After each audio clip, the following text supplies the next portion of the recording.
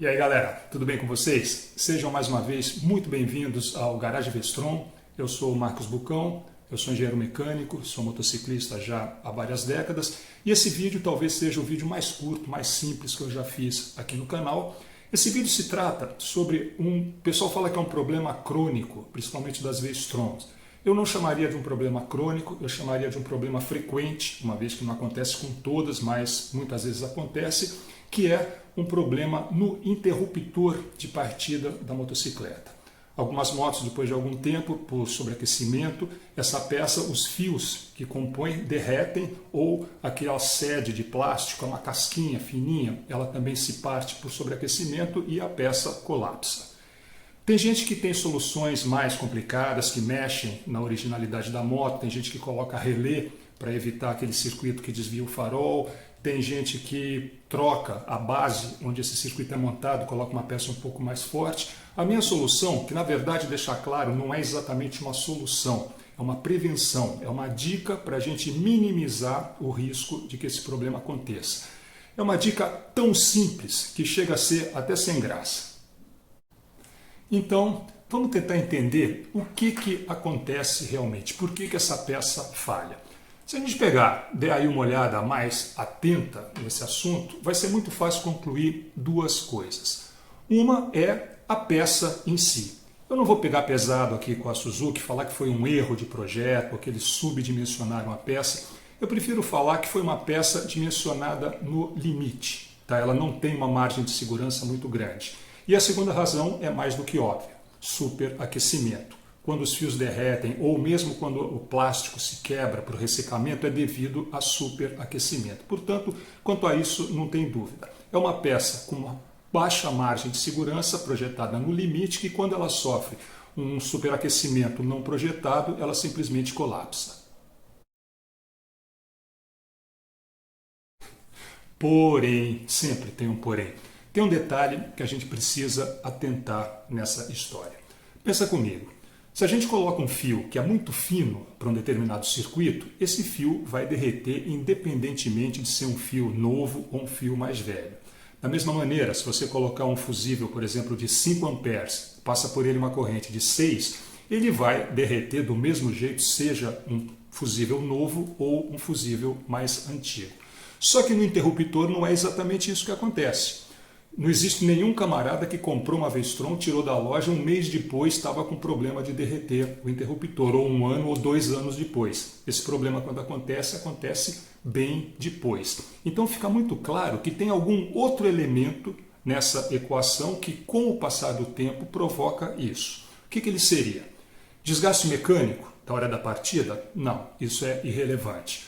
O que causa isso? O vilão tem outro nome: oxidação. Tá?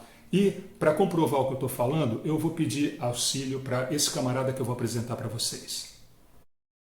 Muito bem, senhores. Eu lhes apresento o senhor Georg Simon Ohm. Foi um físico alemão que viveu há 2 séculos atrás e, entre várias coisas notáveis, esse senhor descobriu uma lei da física que hoje leva o seu nome, é a segunda lei de Ohm.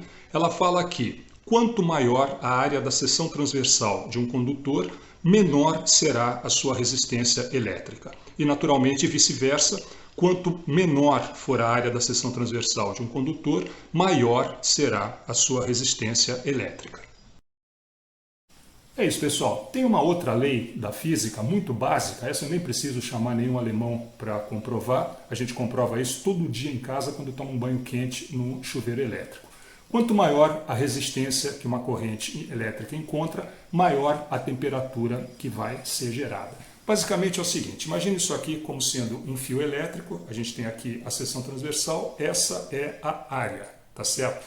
Se ela começar a oxidar por aqui, o que vai acontecer? Essa área vai diminuir. Tem que lembrar que o óxido, seja qualquer tipo de óxido, zinabre, seja lá o que for, ou não é condutor, ou tem uma condutividade muito menor que o material original. Portanto, essa área aqui, conforme vai oxidando, vai ficando cada vez menor.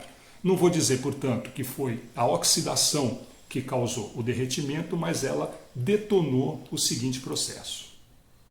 Isso é uma sequência de acontecimentos muito fácil da gente entender. A gente tem uma peça que, com o passar do tempo, passa a sofrer uma oxidação. Essa oxidação provoca uma redução da área transversal por onde passa a corrente elétrica. Essa redução de área provoca um aumento da resistência elétrica. O aumento dessa resistência vai causar um aumento de temperatura. Aí sim, esse aumento de temperatura, também aliado ao fato da peça já estar fragilizada pela própria oxidação, vai causar finalmente o colapso dessa peça. Como que a gente pode interromper para tentar minimizar esse risco? Onde seria o ponto mais lógico da gente tentar interromper essa sequência? Naturalmente, antes que a oxidação ocorra.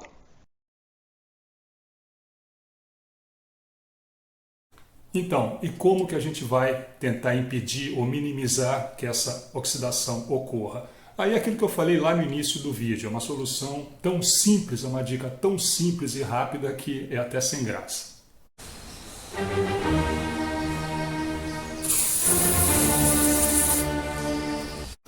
E tá aí a dica mais simples do mundo, lubrificação. WD-40 com abundância e com uma certa frequência.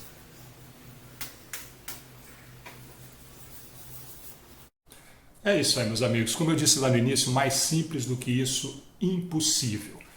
Quero deixar bem claro nesse finalzinho de vídeo o seguinte: isso é um procedimento preventivo, não é um procedimento corretivo, tá? E também não significa que se você fizer isso, você vai estar 100% livre de ter esse problema no futuro.